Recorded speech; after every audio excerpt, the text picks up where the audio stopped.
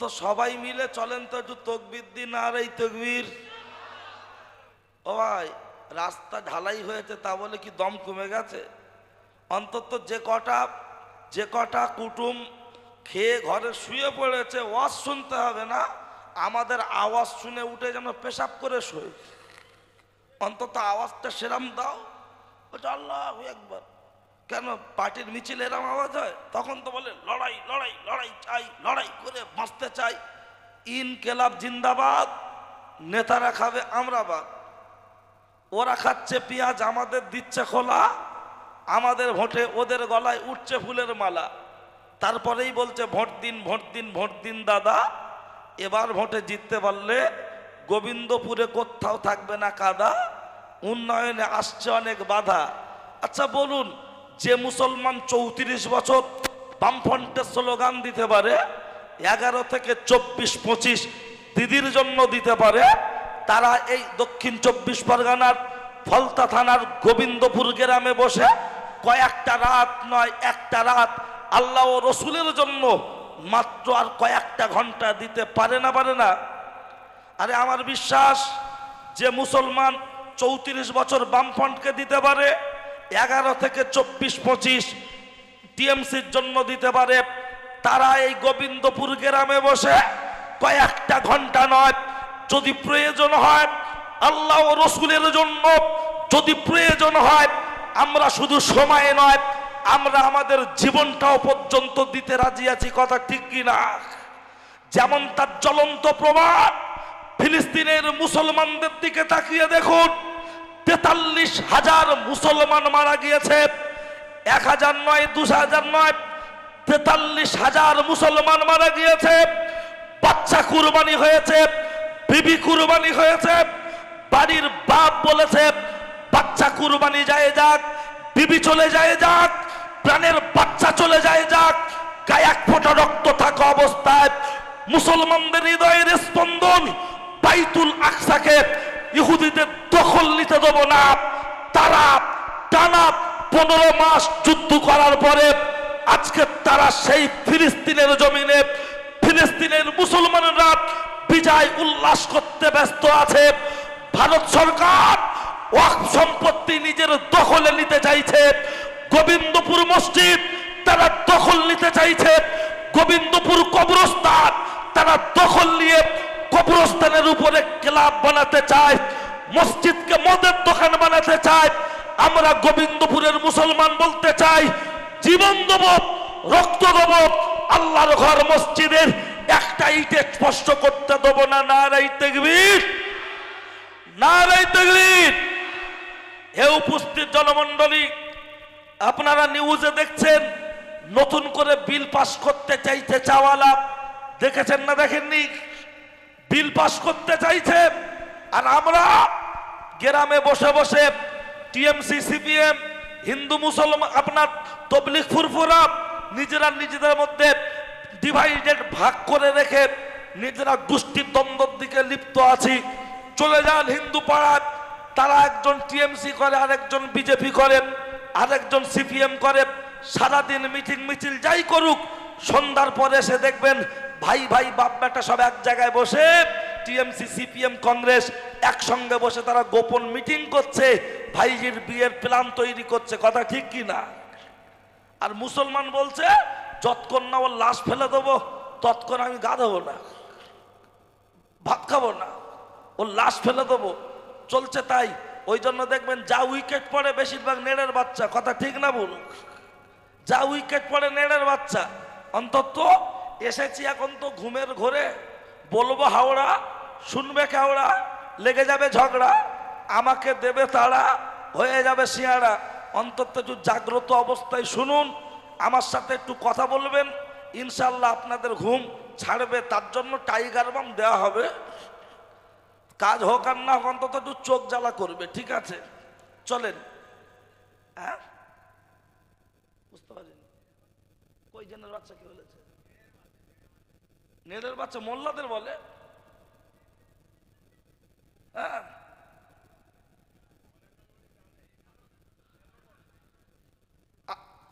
এরা ছিল লড়ে, লড়ে মানে লড়াই করা, হয়ে গেছে নেড়ে, নেড়ে মাছ দেখেন না, লোটা মাছ বলে, ওই নেহেড়ে মাছ পাড়ায় বিক্রি করতে আসে 70 টাকা কেজি, 50 টাকা কেজি। ওই বসেন, দেখছি। ভাই ও বাবাজি, মোটামুটি মজলিসটাকে একটু সাজিয়ে নিতে পেরেছি। চাষি যারা চাষ করে দেখবেন, জমি রুইয়ে দেওয়ার পরে 3 দিন 4 দিন পরে একটু ক্ষোভ দিতে হয়, তাই তো নাকি? কোনো গোছ মরে যায়, পচে যায়, উঠে যায়। তো আমি রাত 1টার সময় এসে যে কন্ডিশন দেখছি, তাতে এত সুন্দর বসার জায়গা কোনো ফাংশনে হয় না, কোনো যাত্রায় হয় না। বলবেন হুজুর তুমি কি যাও? আরে বাবা, যখন ও ভিতর থেকে মাল বেরোয়, পিছন দিকে দেখলে পুরো ধুলো থাকে না? তা চেয়ার থাকলে আর ধুলো লাগতো? তার মানে চেয়ার নেই, চটে বসেছিল, হিসাব তাই। শুধু বে করলেই কি মুরগির রান খাওয়া যায়? বরের বোনাই হলে খাওয়া যায় না? তো মোটামুটি এটা সাধারণ নলেজ থাকতে হবে। ঠিক আছে, চলুন আলোচনার দিকে আগাই। আমি জানি আপনাদের ঘুম লাগবে, চলে যেতে মন চাইবে, চলে যাবেন। আমি কাউকে বসিয়ে রাখার জন্য জবরদস্তি করি না। তবে যতক্ষণ হসপিটালের বেডে থাকবেন, রুগীর মতো থাকবেন। চলে যাবেন, চলে যাওয়ার মতো গিয়ে বাড়ি গিয়ে শুয়ে পড়েন। আর বাড়ি যাবেন কোথায়? সব হসপিটালে সব লাশ পড়ে আছে। জলসার দিন লোক শুধু গোশ কেনে না, এখন দেখছি আবার মশারি কিনছে। কি ব্যাপার? বলছে হুজুর নতুন করে খুব মশা বেড়েছে, আর কুটুমরা এসে ওরা কি আর ওয়াজ শুনবে, খাবে আর শোবে, তাই একটু মশারি না হলে আবার কামড়াবে, গাল দেবে। তার মানে বাড়িওয়ালাও জানে যে ওয়াজ শুনতে আসবে না। ঠিক আছে, ওদের দিচ্ছি, অন্তত খেয়েছে, একটু ঢেকুর তুলে হজম করুক। তার পরের ডোজটা প্রথম দিয়েছি, ও যদি জেগে থাকে উঠে চলে আসুক, আর যদি মান সম্মান লাগে গালে আঙুল দিয়ে বমি করে বাড়ি যাক। কারণ পরশুদিন বাড়ি গিয়ে বলবে শ্বশুর বাড়ি গিয়েছিলাম, জলসা হচ্ছিল, জলসায় গিয়েছিলাম। ও বাপের বেটা একবারও এই মসজিদের গেটের ভিতরে ঢোকেনি, অথচ গিয়ে বলবে জলসায় গিয়েছিলাম। এরকম চিটিংবাজ কিছু কুটুম আছে না নাই? ওরা ওরা হলো ছেঁচড়া কুটুম, খাওয়ার কুটুম। তা অন্তত আপনারা তো বলতে পারেন না, আর আমি বলছি যখন, খালি একটু বললে ও ভাই কি বলছে শোনো। ও আমি যে গ্রামে জলসায় যাব, ও মাথা মোটা যেন শুনে আর জীবনে না আসে, বলে জলসার পরের দিন যাব। আর ওরা এসে মা বোনেদের জ্বালায়, কেন গোশ গরম করো, চা গরম কর দাও, ডাল দাও, অমুক দাও, তুমুক দাও, ই করতে করতে হঠাৎ বলছে ইয়া নবী, কি ব্যাপার? বলছে জলসা শেষ। মেয়েরা বলছে প্রতি বছর এরকমই আমার কপাল, ওয়াজ শোনা আর হয় না। তো যার জন্য কন্ডিশনটাও তাই। ঠিক আছে, চলেন ভাই ও বাবাজি, আপনারা চলে যেতে মন চাইবে, যার জন্য আমি আপনাকে স্মরণ করিয়ে বলি, কবরের কাগজের পৃষ্ঠা কটা, খবরের কাগজের পৃষ্ঠা কটা। যে কাগজ সকালবেলা কিনলে সন্ধ্যাবেলা হয়ে যাচ্ছে বাসি, তাকে আমরা পড়ছি খুব বেশি বেশি, যার নাম আনন্দবাজার, কলম, আজকাল, প্রতিদিন। কিন্তু বলুন কবরের কাগজের পৃষ্ঠা কটা, খবরের কাগজের পৃষ্ঠা কটা? হাতে খবরের কাগজ নিয়ে ধরে বলছে বিশাল বড় বড় ব্যাপার, হাতে নিয়েছে পেপার, পড়ছে কাগজ, গরম হচ্ছে মগজ, গাড়ি চালাচ্ছে হিরো হুন্ডা, নিজেকে মনে করছে বিরাট বড় গুন্ডা, সামনে নিচে ঝান্ডা, পিছনে আছে ডান্ডা, দাবি করছে সে নাকি আল্লাহর বান্দা। অথচ সপ্তাহে একদিনও মসজিদে সবসময় আসার টাইম পায় না। কথা ঠিক কি না? তাহলে খবরের কাগজের পৃষ্ঠা কটা জানা থাকলে বাড়িতে গিয়ে শুয়ে পড়ুন। প্রশ্ন হচ্ছে 2 নম্বর প্রশ্ন হলো, আগে আইবুড়ো মেয়েরা লোকের হাত ধরে পালাতো, এখন বাড়ির বউরা পালাচ্ছে কেন? এখন ভালো করে একটু খবর নিয়ে দেখবেন, এখন আর আইবুড়ো মেয়েদের আর বাজার নেই, এখন ভাবিদেরই বাজার চলছে। কিন্তু এর কারণটা কি? প্রশ্ন হচ্ছে 3, দেখা হবে কিয়ামতের দিন। 3 নম্বর প্রশ্ন হলো যেটা আমি সাদ্দাম হোসেন বলছি সেটা। 3 নম্বর প্রশ্ন, গোটা পৃথিবীর মানচিত্রের দিকে তাকিয়ে দেখুন, মুসলমান প্রত্যেকটা পদে পদে মার খাচ্ছে, লাঞ্ছিত, বঞ্চিত, হেউ, পদদলিত এবং অপমানিত। কিন্তু কেন? প্রশ্ন হচ্ছে 4, সবাই মিলে হতে চাই পুলসিরাত পার।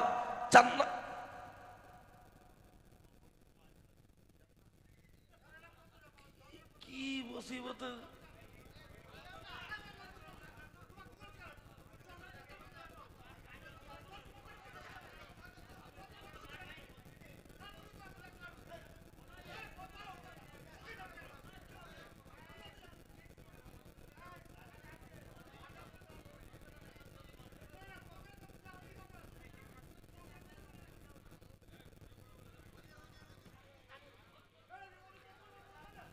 চলুন, সব রকম মানুষ থাকে, হ্যাঁ, আমাদের কারোর দাদু, কারোর চাচা, কারোর বাপ, ঠিক আছে, সবাইকে নিয়ে একটু ম্যানেজ করে চলতে হবে, বুঝলেন? ঠিক আছে, ছেড়ে দেন। আচ্ছা, শান্ত হন, শান্ত হন, শান্ত হন, ছেড়ে দেন। আমার দিকে খেয়াল করেন, আমার দিকে খেয়াল করেন। গোটা পৃথিবীর মানচিত্রের দিকে তাকিয়ে দেখতে বলেছি, মুসলমান পদে পদে মার খাচ্ছে, লাঞ্ছিত, বঞ্চিত, হেউ, পদদলিত, অপমানিত। কিন্তু কেন? চারটে বলেছি। 5 নম্বর হলো, লক্ষ্য করলে দেখতে পাওয়া যায়, হে উপস্থিত জনমণ্ডলী, আজকের দিনেতে দাঁড়িয়ে এই পাড়ায় পাড়ায় সুদের যে গুরুকুলনের ব্যবসাটা ঢুকিয়ে দেয়া হলো, এর পিছনে কারণটা কি এবং উৎস কোথা থেকে? এটা হলো ইহুদিদের গোপন এজেন্ডা। কেন ঢোকানো হলো? অপেক্ষা করুন, পাবেন। প্রশ্ন হচ্ছে 6, আল্লাহ নেবেন রিক্স। 6 নম্বর প্রশ্ন, এই রাজনীতি মিছিল, ছাত্র মিছিল যে মিছিল হয়, জীবনের প্রথম মিছিল করেছিলেন কে? যদি জানতে হয় অপেক্ষা করতে হবে। এবং সেই মিছিলের স্লোগান ছিল কি? অবশ্যই আমি বলার জন্য রেডি, সময় দিলে বলবো। প্রশ্ন হচ্ছে 7, আল্লাহ আমাদের অভাব দেবেন না ভাত। 7 নম্বর প্রশ্ন হলো যেটা আমি বলতে চাই, সেটা এই নেতা মন্ত্রীদের গাড়ির সামনে যে একটা সিগন্যাল চলে, পি পা টোটা টোটা টোটা, সরে যাও, এলেমেলে আসছে, এমএলএ নয়, এলেমেলে, সরে যাও। এর উৎস কোথা থেকে যদি জানতে হয়, সূরা ইউসুফের তাফসীর থেকে একটু বললে ক্লিয়ার হবেন। তার সাথে মনে রাখুন, হে উপস্থিত জনমণ্ডলী, আমি আপনাকে সবিনয় নিবেদন করে জানাতে চাই, এই কোনো জায়গায় দুর্ঘটনা ঘটলে রক্ত সংগ্রহ করা হয়, মাটি সংগ্রহ করা হয়। এই রক্ত আর মাটি সংগ্রহ করে যে তদন্ত করা হচ্ছে, এই তদন্ত, এর আপনার উৎপত্তি কোথা থেকে জানতে গেলে সময় দিয়ে একটু অপেক্ষা করতে হবে। যদি বলেন কোথায়, হযরত নবী ইউসুফ আলাইহিস সালামের জামা থেকে। আমি এই নমুনা ফাইল বলে শুরু করছি, সকলে মিলে প্রাণ খুলে মুহাব্বতে দরুদ আল্লাহুম্মা সাল্লি আলা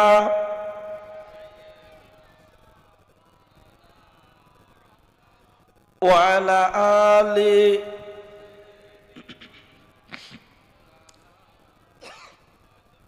সাল্লাল্লাহু আলাইহি ওয়াসাল্লাম। আলহামদুলিল্লাহ আল্লাযী আনামা আলাইনা ওয়া হাদানা ইলা ইসলাম। উপস্থিত আজকের জলসার সুনামধন্য মহামান্য সুযোগ্য সভাপতি সাহেব, মঞ্চে উপবিষ্ট সুযোগ্য ইমাম সাহেব হুজুর,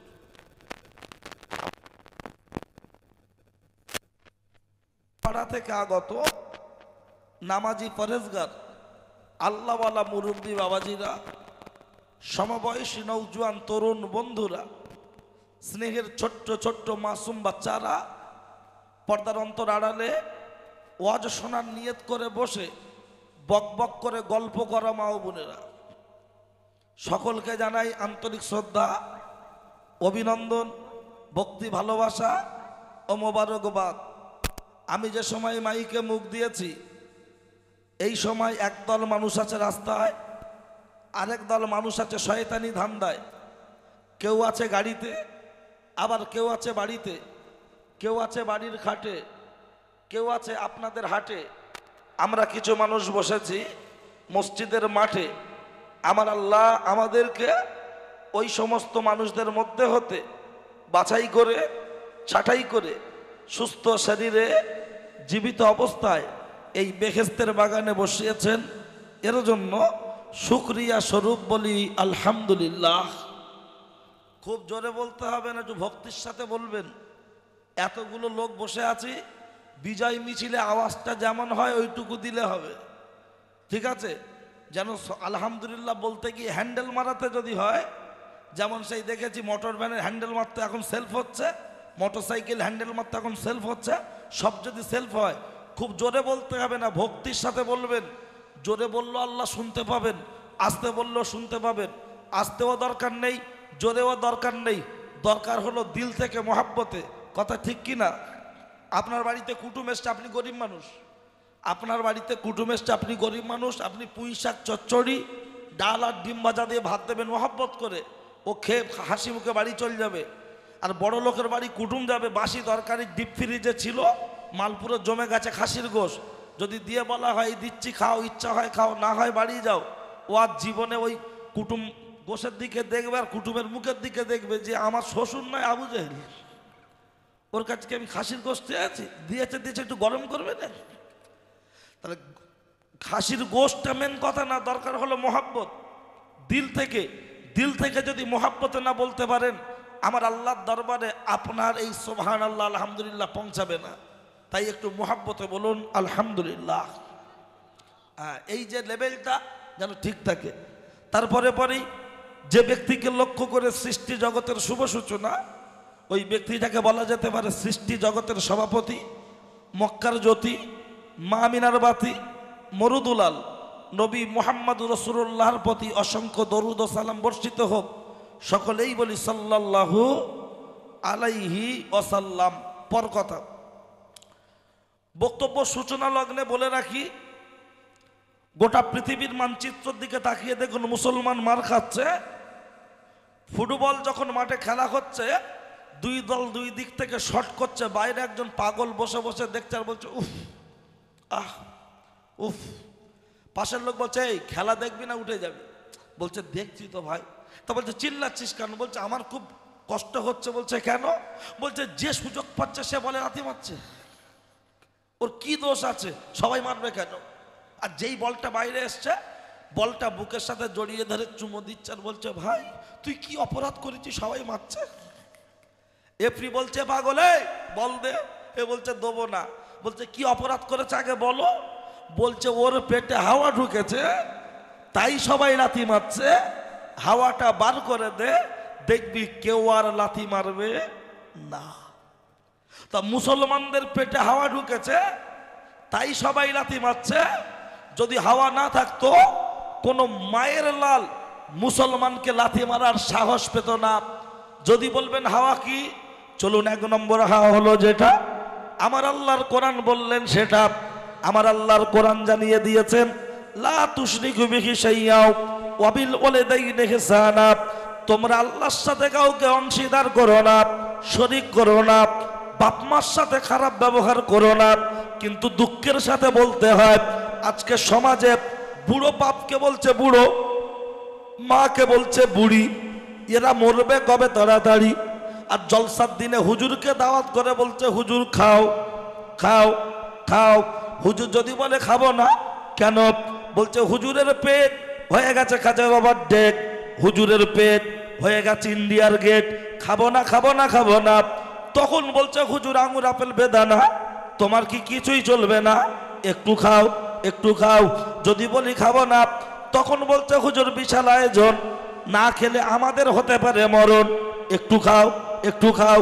কিন্তু আমার জিজ্ঞাসা হলো সাদ্দামকে খাইয়ে তুমি খোদার জান্নাত পাবে না, হুজুরকে খাইয়ে তুমি খোদার জান্নাত পাবে না।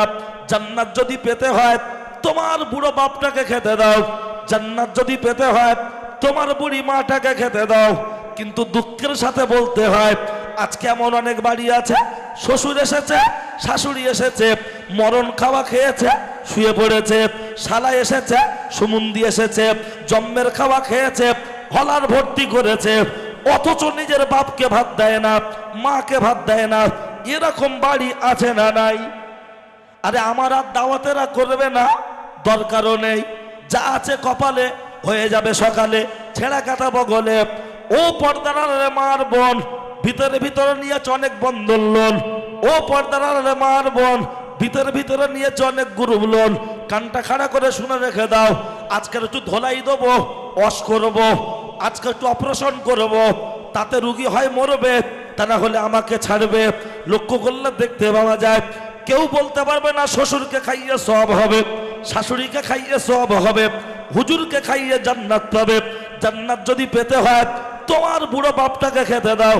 হুজুর বলছে খাবো না, বলছে হুজুর এক পিস। শ্বশুর বলছে খাবো না, বলছে আব্বার লেগ পিস লাও, নরম পিস আছে লাও। কিন্তু তোমার গর্ভধারিণী মা জন্মদাতা বাপকে পাশে বসিয়ে চামচে তুলে কবে বলেছো হুজুর খাও খাও খাও?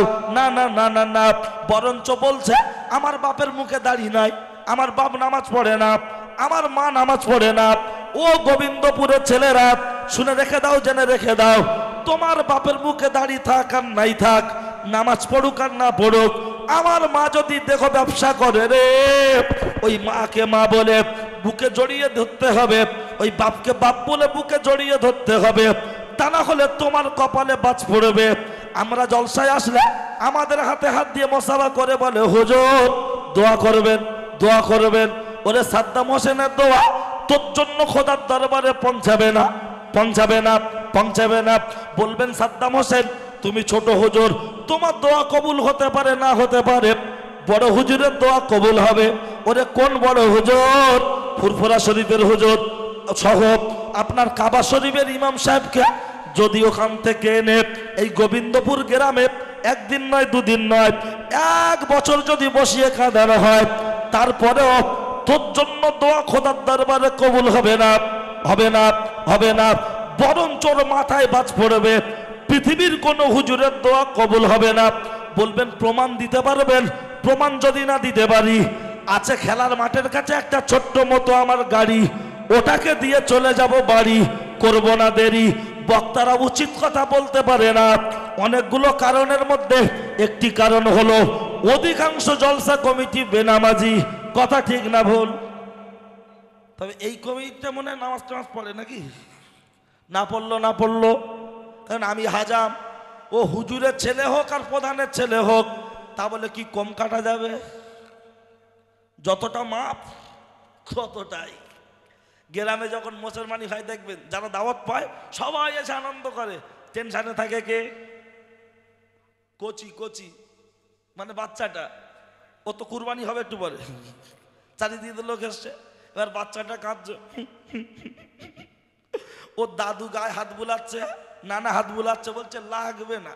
যেই হাজাম এসে গেছে বাচ্চাটা দেখে ছুটছে, ও নানা বলছে দাঁড়া, দাদু বলছে দাঁড়া, বাচ্চাটা দৌড়ে পড়ে গেছে, ও দাদু গায়ে ধুলো ঝেড়ে দিচ্ছে, নানা বলছে বলছি লাগবে না।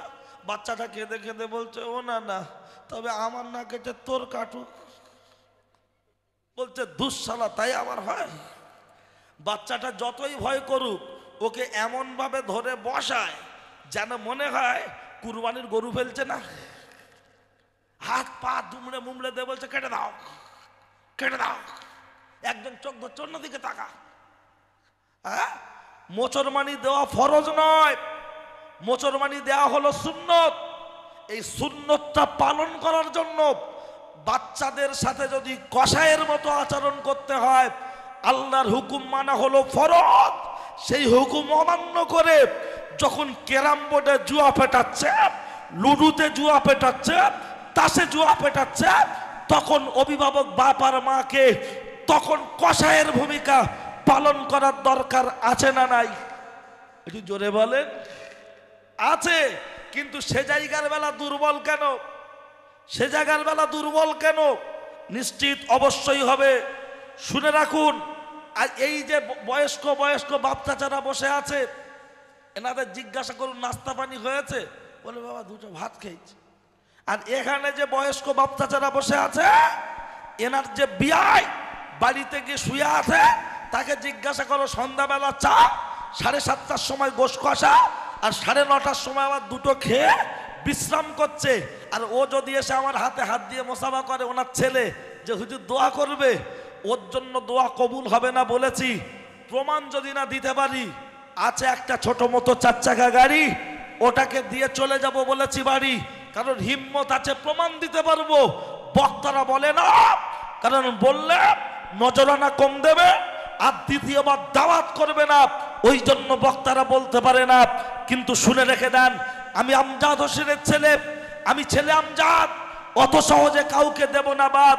নজরানা এখানে দেবে না, হাসরের ময়দানে অনলাইন পেমেন্ট হবে, যারা দুনিয়ায় যার হক ফাঁকি দেবে। সুতরাং টেনশনের কিছু নেই। আপনারা যদি থাকেন চাঙ্গা, এখানে লাগবে না দাঙ্গা, যতটাই মাপ থাকবে ততটাই কাটবো। ও মেম্বারের ছেলে হোক আর প্রধানের ছেলে হোক আর হুজুরের ছেলে হোক। আর আপনারা যদি আস্তে আস্তে দুর্বল হয়ে পড়েন তখন আমি আর কাটতে পারবো না। তাই সবাই মিলে আরো একবার তাকবীর, নারে তাকবীর।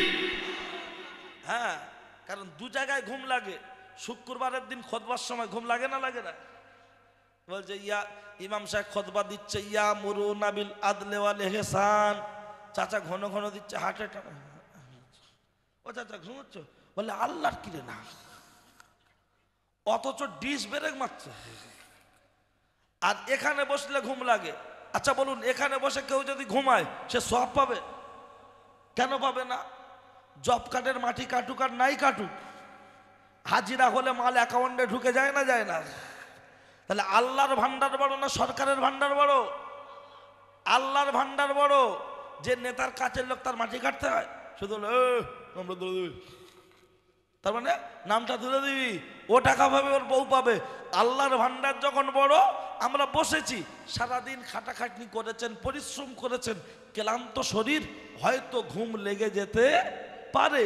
আমার আল্লাহ রহমানুর রহিম, গফুরুর রহিম।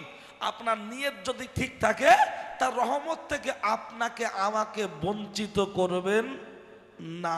সুতরাং সেই জন্য নিয়তটা ঠিক রেখে বসুন, ইনশাআল্লাহ জব কার্ডে হাজিরা হয়ে যাবে। চলুন ও ছেলেরা, নওজোয়ান যুবকেরা, আমি আপনার মাঝে যখন প্রমাণ দেব বলেছি, এই প্রমাণটা কোনো গল্প করে দেব না। প্রথমে কোরআনের আয়াত বলেছি, তার সাথে হাদিস বলবো। বুখারী শরীফ থেকে প্রমাণ দেব। কোরআন শরীফের পরে যে কিতাবের মর্যাদা, ওই কিতাবটার নাম হলো বুখারী শরীফ। ওই বুখারী শরীফ থেকে আমি প্রমাণ দেব। আর প্রমাণ নেওয়ার জন্য আপনাকে আমাকে একটু অবশ্যই ধৈর্য ধারণ করতে হবে। ও মুখে দাঁড়িয়ে রেখে হাতে তসবিহ নিয়ে যত গপ গপ গপ গপ করে টিপুক, ও ফুরফুরা শরীফ যাক, জামাতে যাক, আর চিল্লাই যাক, ও নামাজ ও রোজা আল্লাহর দরবারে টাইম মতো পৌঁছাবে না, পৌঁছাবে না। যারা বাপ আর মাকে বুকে আঘাত দিয়েছে, কষ্ট দিয়েছে, ও ছেলেরা, ও নওজোয়ান যুবকেরা, আজ পর্যন্ত কোন হুজুর কি বলেছে আমার হাতে মোসাফা করে নজরানা দাও? না না না, কোন হুজুর বলেনি আমার পায়ে কদম মুসি করো। অথচ আমরা হুজুরের পায়ে হাত দিয়ে সালাম করার জন্য ব্যস্ত, হুজুরকে নজরানা দেওয়ার জন্য ব্যস্ত, ব্যবসায় উন্নতির জন্য হুজুরের কাছ থেকে তাবিজ নিতে চাইছি। কিন্তু শুনে রেখে দাও, জেনে রেখে দাও, ব্যবসায় উন্নতি করার জন্য তাবিজে কোনো কাজ হবে না, তাবিজে কোনো কাজ হবে না। ব্যবসায় উন্নতি করতে গেলে আল্লাহর নবী সাল্লাল্লাহু আলাইহি ওয়াসাল্লাম পাক জাবানে হাদিস শরীফের মধ্যে বলেছেন, তোমরা যদি জীবনে উন্নতি ঘটাতে চাও, তোমাদের রক্তের সম্পর্ক নিকটাত্মীয় যারা, তাদের সাথে তোমরা ভালো ব্যবহার করো। রক্তের সম্পর্ক নিকটাত্মীয় বলতে আব্বা আর মা, তারপরে হলো ভাই আর বোন, তারপরে অন্য কিছু। আগে এদের সাথে ভালো ব্যবহার করো। কিন্তু দুঃখের সাথে বলতে হয়, আজকের দিনে তাদের সাথে আমাদের ডিস্টেন্স। এই দেখবেন অধিকাংশ তাবিজের চেম্বারে মহিলাদের ভিড় একটু বেশি হয়, কি হয় না? মেয়েরা যায় আর গিয়ে দেখবেন এরা সব একা একা বলে দেয়। কি বলে? যে আমার স্বামী কিরকম করে, শুধু গাল দেয়, আমার শাশুড়ি দেখতে পারে না। হ্যাঁ, আমার স্বামী সেই মেটিয়া বুরুজে একটা লাইন করেছে, আমার বাচ্চা শুধু কাঁদছে, হুজুর কি হয়েছে একটু দেখো। এ গিয়ে সব বলে দেওয়ার পরে আর মৌলী সাহেব শুধু হাত চেলে এবার রোগটা ধরছে। দেখেন যে দোয়াটা পড়ছে, এই দোয়া